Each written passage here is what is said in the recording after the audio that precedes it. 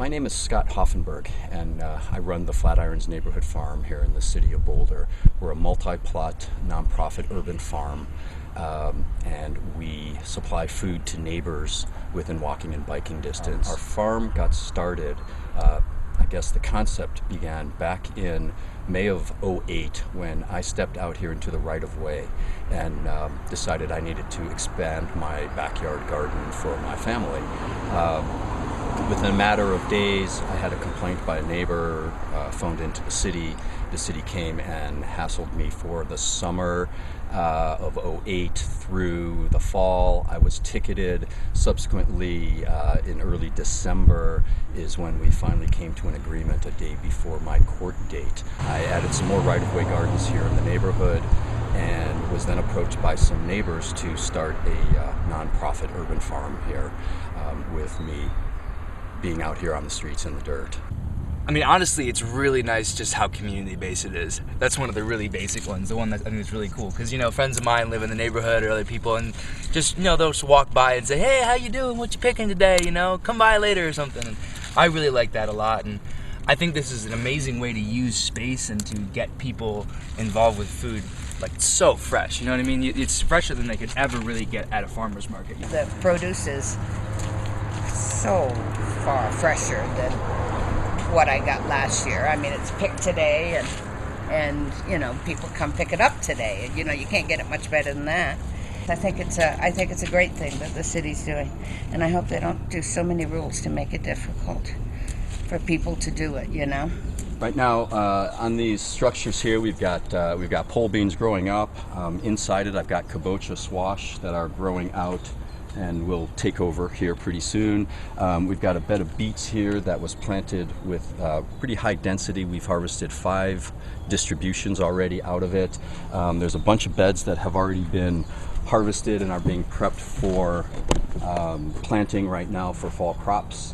This was a wildflower mix that was spread out this winter, and with a couple waves of weeding through here as everything sprouted. This is our first year, and thus far it's been fairly successful. I've always thought as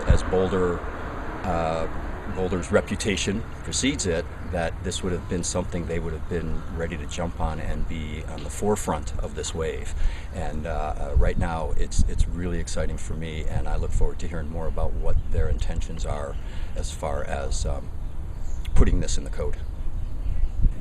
It's kind of a new thing, so it's kind of new territory. I mean, 20 years ago, people weren't talking about agriculture in cities. The expectation was that land that was agricultural or was going to be agricultural would eventually become developed at some point. So I think in this case, we haven't thought too much about it until the last year and a half. We definitely noticed a kind of a focus on community gardening, as this should be really encouraged in the policies of the city, and it should be proliferated throughout the city as a use. So we kind of picked up on that and figured, okay, we need to update our zoning code to encourage it and add it as a permitted use. Basically, it's not recognized in the code today. So what we're really endeavoring to do is basically adding community gardening as a use within our use chart.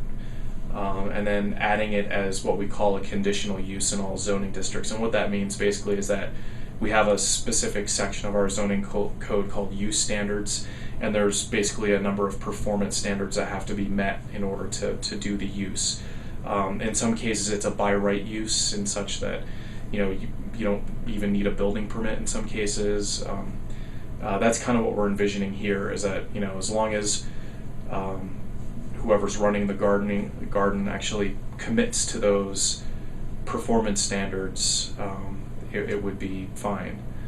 So anytime the City of Boulder is looking at progressive or innovative policies or programs, we often look to other communities around the nation. So we look at those communities that share a lot of community values and try to attempt to achieve the same type of progression and cutting edge and innovation that we do here in Boulder.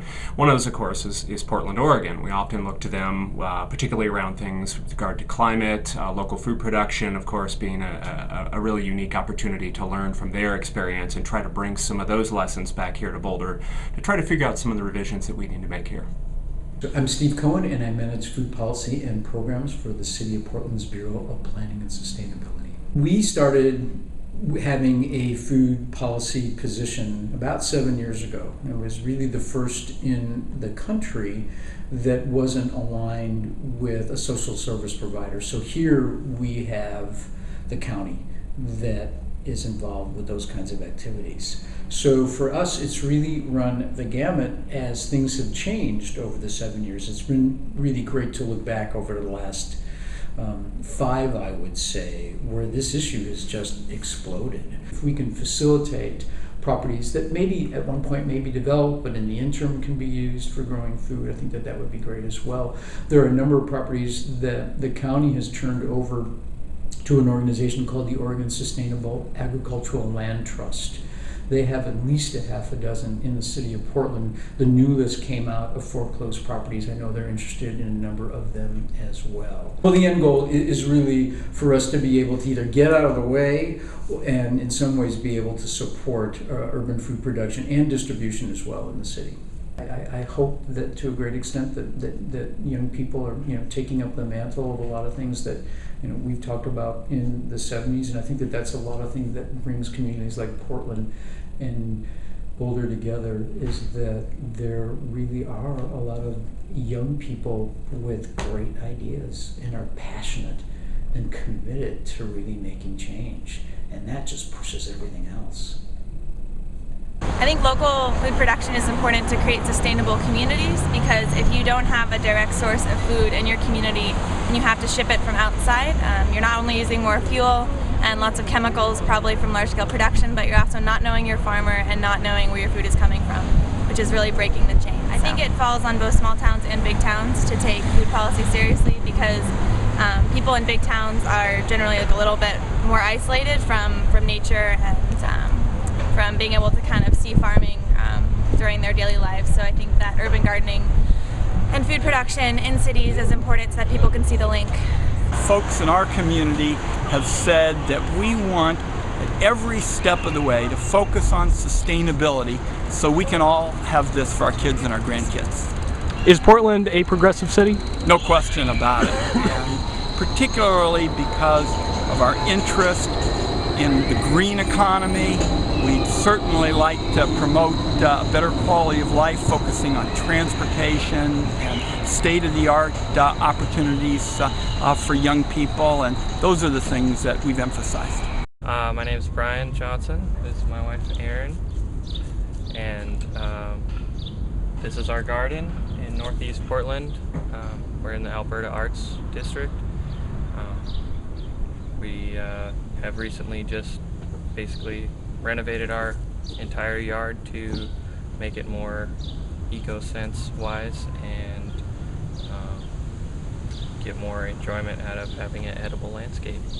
One of the benefits of putting it out here in the front yard is that I feel like it inspires other people to get into gardening and having kind of a self-sustainability sense to grow your own food and have the joy of having that produce and see actual results and share with people, because it's here and usually people end up growing a lot more than they could use at one time. My name is Gary Logue, and I live in the Sabin neighborhood of Northeast Portland, and this is our garden. I mean, it's priceless. Having our own, fresh organic foods. We've had really nice broccoli and cauliflower and spinach, 2 kinds of lettuce, carrots, some really great stuff. And there's a lot of peppers and tomatoes and all kinds of things coming along now. There's a lot of, dense housing being built right now, but those people can still have a garden in a community garden or in a, in a larger plot. No, I think they're encouraging it because it's good, healthy fun, and I just find it very therapeutic to be out here digging in the dirt. When our grandson comes over, we're out here looking at bugs and plants and taking pieces in and looking at them under a microscope. So, it's educational for him, and it just brings people together. I think that's what our garden has done. My name is Levon Shorba, and I live here in Portland, Oregon, in this neighborhood of Woodstock, here in Portland, Oregon, which has been blessed by this wonderful little garden that our neighbor has put in his front yard, a raised bed garden. And not only is it beautiful, but we think it is also a great idea for being able to feed his family and feed his neighbors, us. If you're going to be watering, which most people like to make sure that their yards look nice, you might as well be watering something that's going to give you a benefit of some food.